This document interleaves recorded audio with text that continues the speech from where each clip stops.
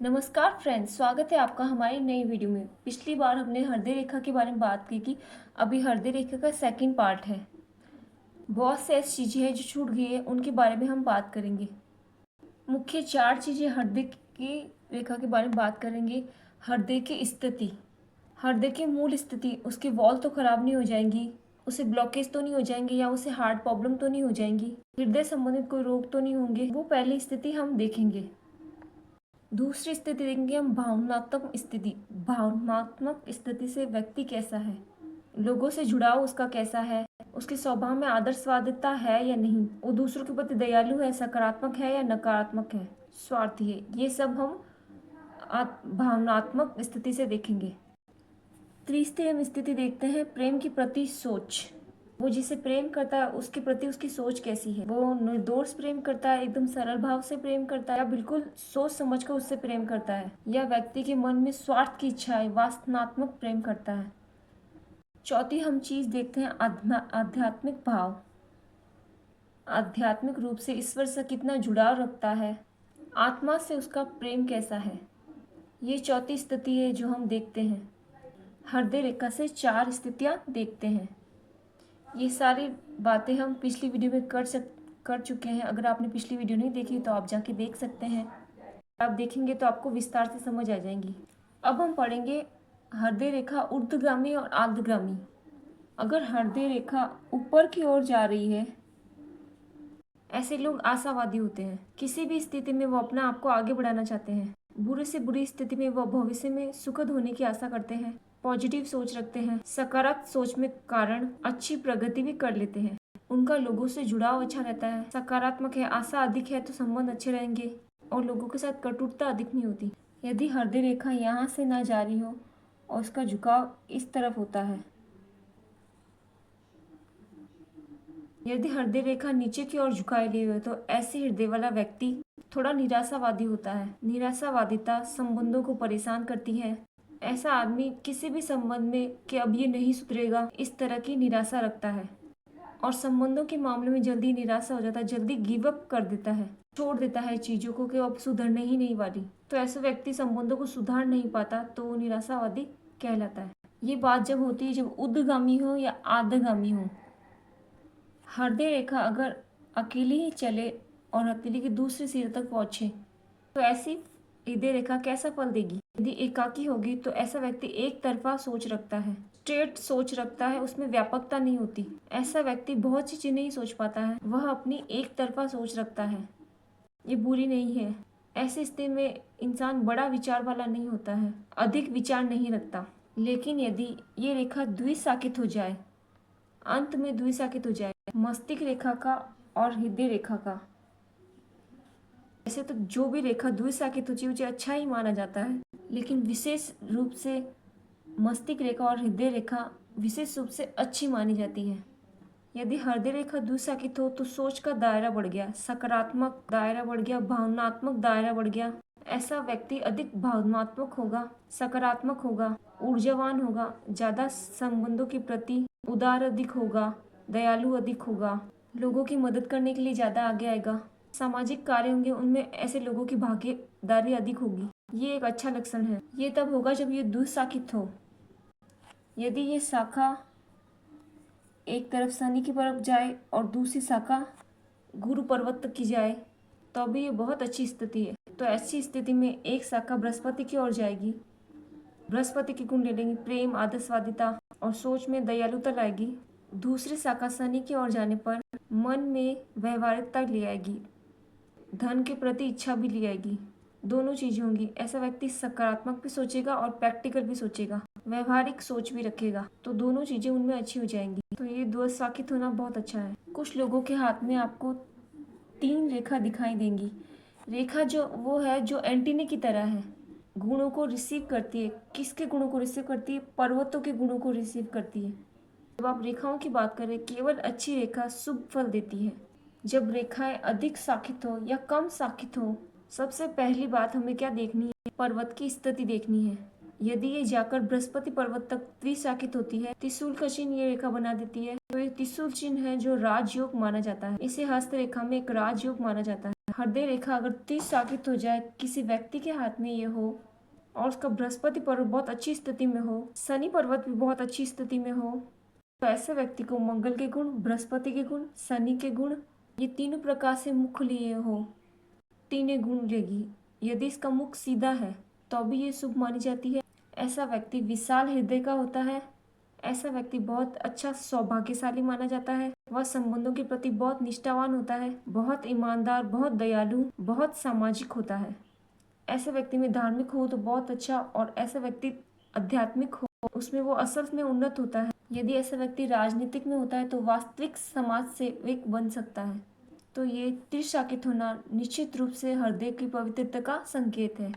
साथ साथ एक प्रकार का राजयोग है। यदि आपके हाथ में त्रिशूल है हृदय रेखा पर, त्रिशाखित हृदय रेखा, ये कई प्रकार की हो सकती है। ये सीधी हो सकती है, ये एक नीचे जा रही है और एक ऐसे हो सकती है, लेकिन स्पष्ट रूप से ये त्रिशूल बन रहा है आपके लिए बहुत शुभ लक्षण है। ये किसी के हाथ में दिखाई दे तो आप उसकी बेहतर कामना कर सकते हैं।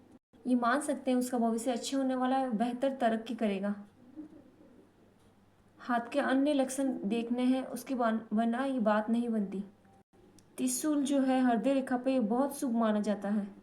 यदि हृदय रेखा ऊपर की ओर चले जाए, ऐसे हृदय रेखा आपको कम हाथों में दिखाई देगी। यदि ऐसी हृदय रेखा आपको किसी के हाथ में दिखाई दे तो जो हृदय है वो ज्यादा हावी हो गया है।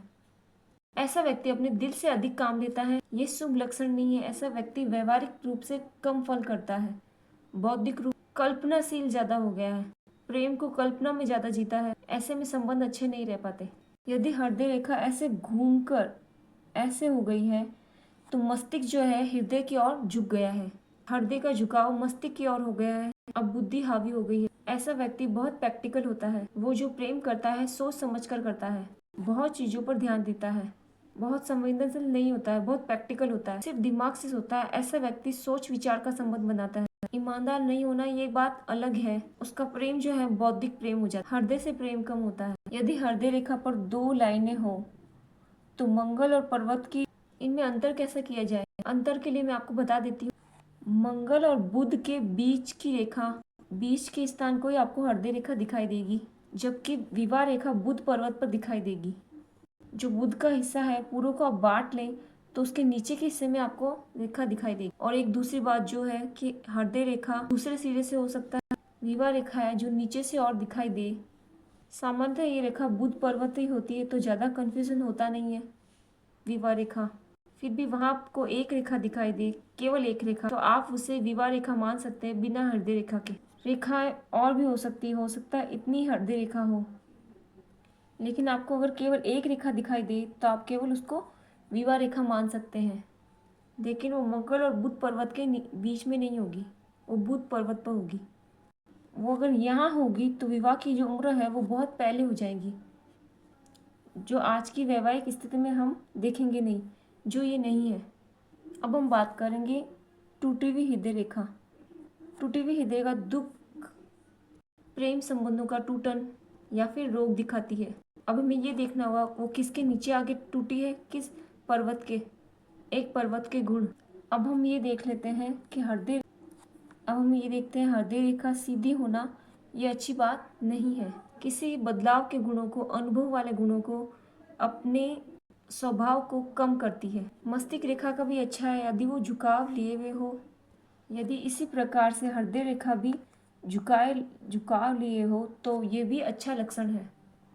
जिन हाथों में सीधी रेखा दिखाई देती है उनमें जरा सा भी बदलाव लाने की क्षमता नहीं होती है, अपने स्वभाव में बदलाव नहीं ला सकते। जिनकी सीधी रेखा होती है परिस्थिति के अनुरूप अपने आप को ढाल नहीं पाते हैं, बिल्कुल एक दिशा में सोचते हैं। वो सही या गलत हो सकते हैं हाथ के अन्य लक्षणों से।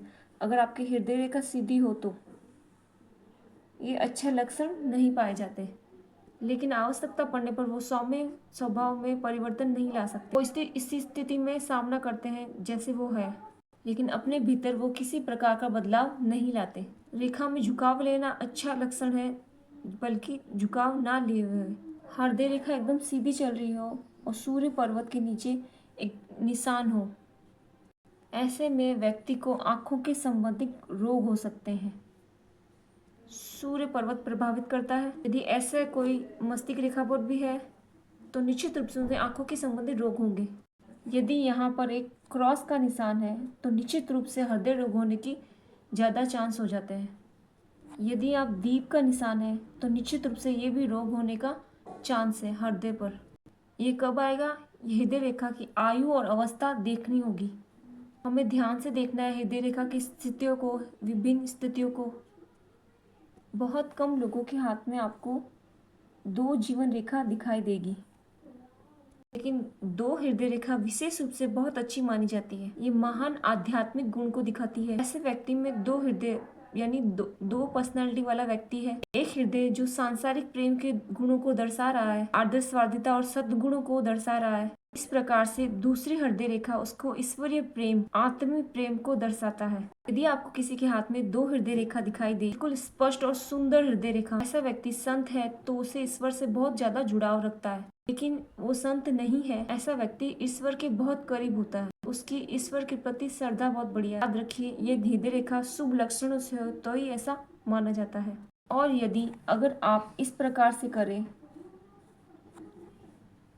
अगर हृदय रेखा यहाँ आए, यहाँ वो यहाँ पहुँचे या फिर वो यहाँ पहुँचे, तो इससे क्या फर्क पड़ेगा? इससे फर्क पड़ना चाहिए। निश्चित रूप से इससे प्रभाव बदलेगा। और ये क्या प्रभाव बदलेंगे ये मैं बताऊंगी आपको अगली वीडियो में। यदि आप इसके बारे में जानते हैं तो मुझे कमेंट में लिख के बताएं, ताकि मैं ये जान सकूं कि आपकी जानकारी कितनी बड़ी। अगली वीडियो में आप कमेंट में बताइए कि इससे क्या प्रभाव होता है। हालांकि इनकी किताबों में इनकी जानकारी बहुत नहीं है। Thank you so much for watching. अगर आप हमारे चैनल पर नए हैं तो हमारे चैनल को सब्सक्राइब करना ना भूलें। Thank you so much for watching.